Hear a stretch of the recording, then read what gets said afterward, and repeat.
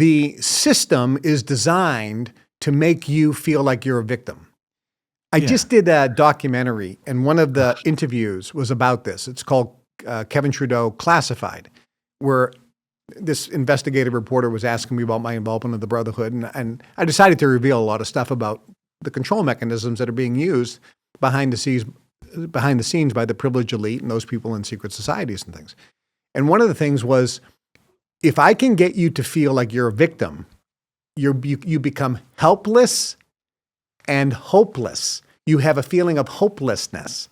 If I can make you feel like there's no hope, I got you, baby. I can now control you. Yeah. And if I can feel like you're a victim where you don't take responsibility, I can control you. It's beautiful. Yeah. But if you actually feel like you're empowered, that you have cause over your environment instead of being an effect from everything around you. If you feel like, if it is to be, it's up to me. I can do anything. With God, all things are possible. I can do all things through, God who works through me. I mean, if you start quoting scripture, if you're a Christian, and you start empowering yourself and you start saying, I can do it. Henry Ford said, if you think you can, or if you think you can't, either way, you're right. It's the thinking that makes it so. Les Brown, my good friend, the motivational speaker, always used to say, it ain't over, baby, until I win.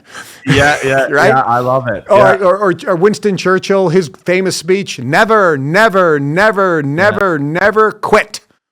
Yeah. I mean, if you start feeling that, I can't control you. You're empowered.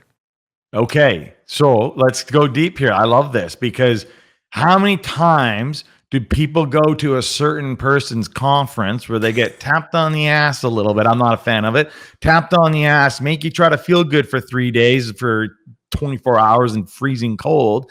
And they come home and they're like, yeah, my life's going to change. And as we know, not even a week later, they're back to their regular self. Yeah, if you want to feel really warm and fuzzy, a warm bath will do that. But it's not going to last. No. And unless I get to the root cause of what is causing your issue and then have you become aware of it, if you are not aware, if you have no awareness, okay? Yes. I'll give you a story. I was doing a little lecture on the book by Dale Carnegie, How to Win Friends and Influence People. Everybody should read that book, because I haven't met a person recently who actually has those skills anymore. Interpersonal skills. It's like they don't get it, right? So I gave this little lecture to a group of people, and one of the things I said is Dale Carnegie points out that God gave you 2 ears and 1 mouth, and you should use them proportionally. So when you're meeting somebody, if you want to get them to like you, ask questions and listen more than you talk, because everyone's favorite subject is themselves. And people like to talk about themselves. And if you get them to talk about themselves, they'll like you. If you want to be interesting, be interested. So I gave this whole lecture about talking less and listening more. And I said, use the 6 honest serving men and use them till you die. They are what, when, where, who, how, and why. Ask questions. So I gave this big lecture and everyone's nodding. Yeah, that makes sense, and so forth. We go to dinner.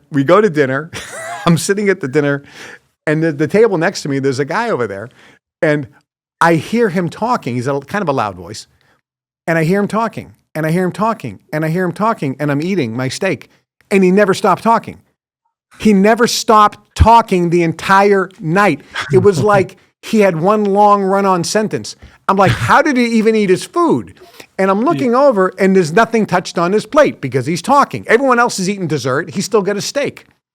And I'm like going, this guy has zero awareness. Yeah. Because I just gave a lecture on this. Would you call that emotional intelligence, though, right? I call it stupidity. Okay, yeah. Okay. I mean, seriously, the guy, look, he's not aware. He's asleep. He's in a trance. He has no self-awareness. When you think about it, to thine own self be true, right? Know thyself. Yes. William Shakespeare.